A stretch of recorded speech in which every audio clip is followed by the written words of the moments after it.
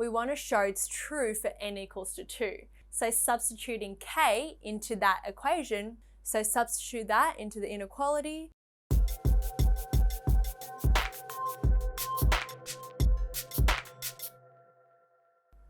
So in question 4, we want to prove that 3 to the power of n is greater or equal to 2n plus 5. So be careful here, it's greater or equal to, right? For n is greater than 1 by mathematical induction. In step 1, we want to show it's true for n equals to 2. I know it's going to be n equals to 2 because n has to be greater than 1 and it must also be an integer, so the next integer along is 2. So substituting 2 into the left-hand side, we have 3 to the power of 2, that equals to 9. With the right-hand side, 2 times 2 is 4, 4 plus 5 equals to 9. So we've shown here that the left-hand side equals to the right-hand side.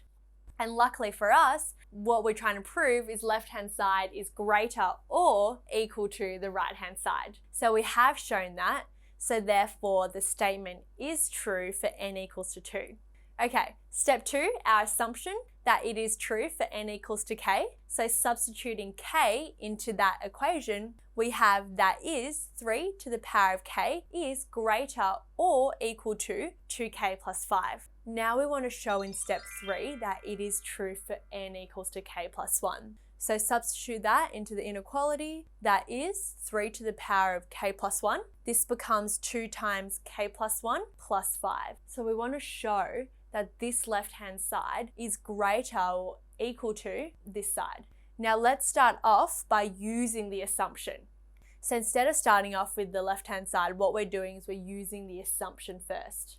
To make this look like that, what I want to do is multiply either side by 3. That 1 will add with the k there, the indices, to give you 3 to the power of k plus 1. And this will just be 3 times 2k plus 5. So can you see how I've made the assumption look like step 3, k plus 1 now?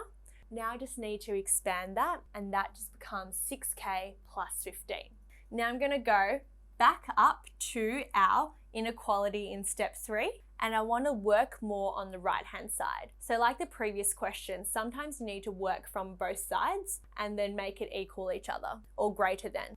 Expanding that, this becomes 2k plus 2 plus 5, which equals to 2k plus 7.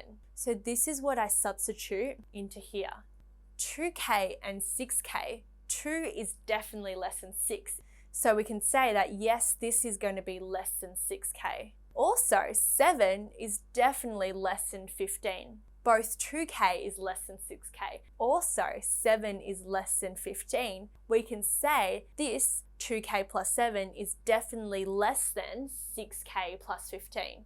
We know that the 2k plus 7 is what we got from the right-hand side here. So we can just write that as what the right-hand side looks like. So can you see how this is exactly the same as that?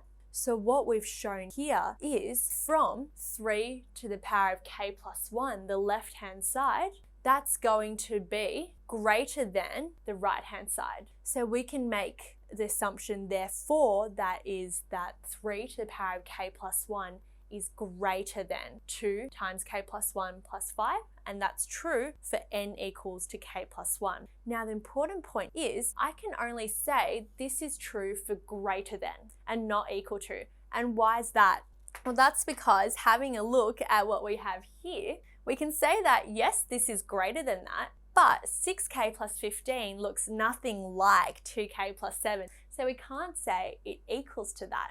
So we can only prove it for half of that essentially. We can only prove it's greater than. So where are we going to get the equal to from? Luckily for us, in step 1, we proved that the left-hand side equal to the right-hand side. So by combining step 1 and step 3, we can make the formal conclusion that therefore 3 to the power of n is greater than from step 3 or equal to from step 1 2n plus 5, and that's true for n is greater than 1. We've started using an assumption first in step 3, and like I said before, that's a really good way to start if sometimes you just really don't know what to do. And the other thing is, sometimes for your greater or equal to, or your less than or equal to, you're going to have to use your step 3 as well as your step 1 together to make your formal conclusion.